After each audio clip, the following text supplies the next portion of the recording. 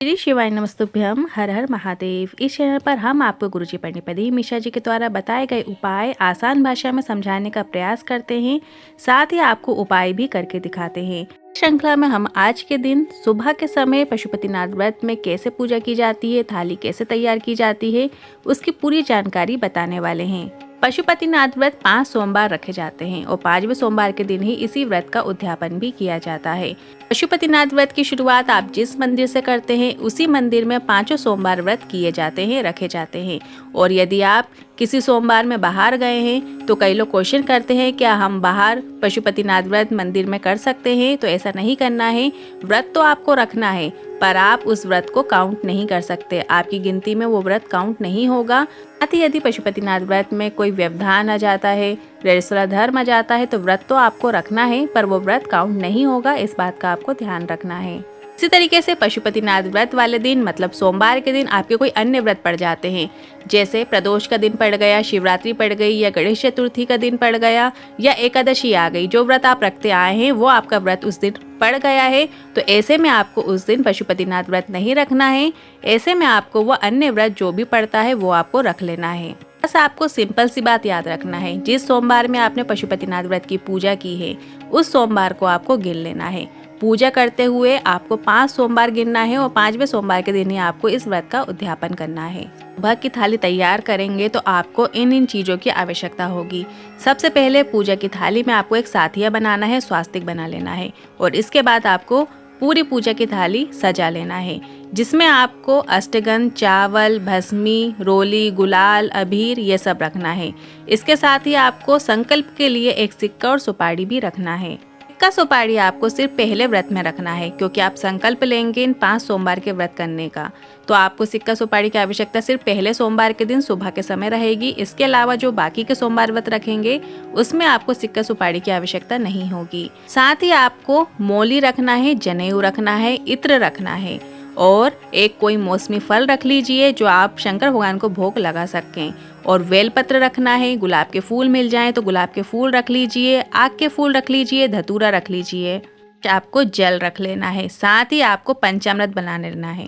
पंचामृत आप अलग अलग भी रख सकते हैं, दूध, दही, घी, शहद, शक्कर, इन 5 चीज़ों से मिलकर पंचामृत बनता है, तो आप इन्हें अलग अलग कटोरी में भी रख सकते हैं या आप एक साथ पंचामृत एक ही बार में एक कटोरी में रख सकते हैं। ये आपको एक दिया बना लेना है, गोल बाती का घी का दिया बना लीजिएगा और धूप बत्ती रख लीजिएगा। बस आपको ये थाली लेकर शिव मंदिर पहुंच जाना है। शिव मंदिर में जैसे ही आप पहुंच गए हैं तो सबसे पहले आपको एक घी का दिया जला लेना है जो आपने बनाया था। गोल बाती का घी का दिया प्रज्वलित कर देने के बाद श्री शिवाय नमस्तुभ्यम बोलने के बाद पशुपतिनाथ भगवान का स्मरण करने के बाद आपको सबसे पहले संकल्प लेना है। संकल्प लेने के लिए आपको सिक्का सुपारी की आवश्यकता होगी। सिक्का सुपारी अपने हाथ में रख लीजिएगा, उसमें आपको जल का सिंचन करना है, साथ ही रोली, कुमकुम, थोड़े से चावल, एक फूल, ये सब आपको उस सिक्के सुपारी के ऊपर चढ़ा देना है और अपना नाम और गोत्र बोलते हुए आप जिस कामना से ये व्रत रखना चाहते हैं वो व्रत रखते हुए आपको वो सिक्का सुपारी शंकर भगवान के सामने नीचे रख देना है। अब इसके बाद सबसे पहले आपको जल कलश हाथ में ले लेना है। जो जल कलश आप लेकर आए हैं वो जल से आपको शंकर भगवान के शिवलिंग पे जल चढ़ाना है। सबसे पहले आपको गणेश जी के स्थान पर जल चढ़ाना है, फिर कार्तिकेय जी के स्थान पर जल चढ़ाइएगा और बीच में जो अशोक सुंदरी माता का स्थान है वहाँ पर जल चढ़ाइए, फिर गोल कटी भाग में जल चढ़ाइएगा और इसके बाद अंत में जल आपको शंकर भगवान के शिवलिंग पे चढ़ा देना है। इसके बाद जो पंचामृत आप बनाकर लेकर आए हैं वो पंचामृत आपको शंकर भगवान के शिवलिंग पे अर्पित करना है। श्री शिवाय नमस्तुभ्यम बोलते हुए आपको वो पंचामृत शंकर भगवान के शिवलिंग पे अर्पित कर देना है और फिर आपको साफ जल से वापस शंकर भगवान के शिवलिंग पे अभिषेक करना है, जल चढ़ा देना है। जब आप शंकर भगवान के शिवलिंग पे जल चढ़ाएंगे तो जल बिल्कुल आपको धीमी धीमी धार से शंकर भगवान के शिवलिंग पे चढ़ाते जाना है।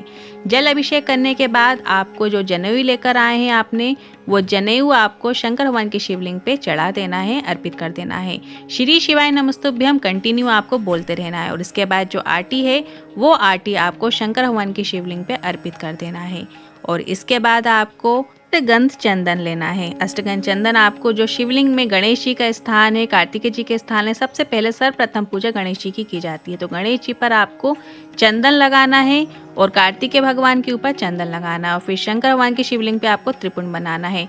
त्रिपुण बनाने के लिए अंगूठे के पास की 3 उंगलियों का प्रयोग किया जाता है। सबसे पहले जो छिंगली उंगली के ऊपर की 2 उंगलियां हैं, बीच की 2 उंगलियां हैं, उससे आपको 2 लाइनें बनाना है। फिर इसके बाद अंगूठे के पास वाली उंगली से नीचे की तीसरी लाइन बनाना है।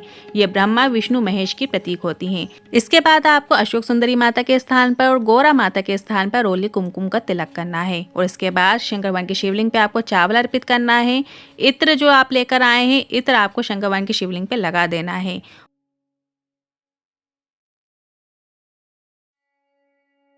और इसके बाद आपको भस्म जो आप लेकर आए हैं, जो त्रिपुण की 3 लाइनें बनाई हैं, उसमें आपको एक एक बिंदी रख सकते हैं या ऊपर आप भस्म चढ़ा सकते हैं।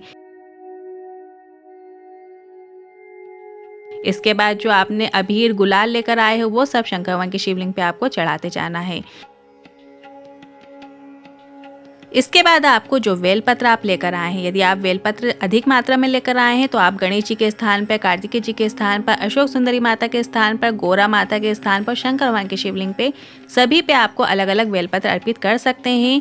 गुलाब के फूल लेकर आए हैं या अन्य कोई भी फूल लेकर आए हैं तो सब वो आप शंकर भगवान की शिवलिंग पे अर्पित कीजिए।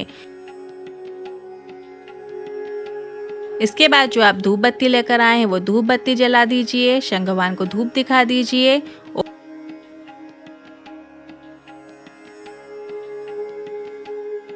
और जो आपने धतूरा लेके आए हैं, आग के पुष्प लेकर आए हैं, वो सब आपको शंकर भगवान की शिवलिंग पे श्री शिवाय नमस्तुभ्यं बोलते हुए, पशुपतिनाथ भगवान का स्मरण करते हुए अर्पित कर देना है। इसी तरीके से आप दूर्वा अर्पित कर दीजिए या सफ़ेद पुष्प लेकर आए हैं तो सफ़ेद पुष्प भी अर्पित कर दीजिए। जो भी पुष्प आप लेकर आए हैं वो सभी पुष्प आपको अर्पित कर देना है। और जो फल आप लेकर आए हैं या जो भोग का सामग्री आप लेकर आए हैं वो शंकर भगवान को आपको भोग लगा देना है। और ये पूरी पूजा करने के बाद आपको और फल जब भी आप चढ़ाएं तो शंकर भगवान की शिवलिंग पर ना रखें, सामने समक्ष में आपको रख देना है। और इसके बाद आप कर्पूर से आरती कीजिए। ओम कर्पूर गौरम करुणावतारम संसार सारम भुजगेंद्र हारम सदा वसंतम हृदयारविंदे भवम भवानी सहितम नमामि। मंदार माला कुलकाल काले कृपाल माला शिव शंकराय दिगंबराय च दिव्यंबराय नमः शिवाय च नमः शिवाय। यदि आपको कर्पूर गौरम आता है तो आप इससे आरती कीजिए, नहीं तो आप सिर्फ कपूर से नॉर्मली ही आरती कर दीजिए। इस तरीके से भी भगवान स्वीकार करते हैं। ये पूरी पूजा करने के बाद आपको नंदी भगवान को भी थोड़ा सा जल चढ़ा देना है और एक बेलपत्र अर्पित कर देना है। ये सिंपल सी साधारण सी पूजा है। सुबह के समय आप इस तरीके से पूजा कर सकते हैं और शाम के समय भी आपको इसी थाली का प्रयोग करना है। जिस थाली को लेकर आप सुबह के समय आए हैं, सेम थाली आपको शाम की पूजा में भी लेकर आना है। शाम की पूजा में आपको मीठे का प्रसाद बना लेना है और 6 दिए बनाना है। शाम की पूजा का वीडियो में हम आपको अलग से बना के दिखाएंगे ताकि आपको पूरी पूजा विधि समझ में आ सके और थाली में क्या क्या ऐड करना है वो भी आपको समझ में आ सके। पशुपतिनाथ व्रत में एक समय फलाहार और एक समय भोजन किया जाता है। यदि सुबह के समय आप मीठे का फलाहार भी कर सकते हैं या नमक भी फलाहार में ले सकते हैं, कोई दिक्कत नहीं है। और शाम के समय आपको भोजन करना है, सात्विक भोजन कीजिएगा, इस बात को आपको ध्यान रखना है। यदि सुबह की पशुपतिनाथ व्रत पूजा से संबंधित आपके मन में कोई सवाल है, क्वेश्चन है तो आप कमेंट के जरिए पूछ सकते हैं।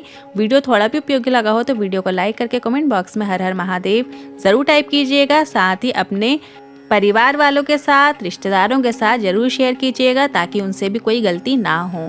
हर हर महादेव, श्री शिवाय नमस्तुभ्यम।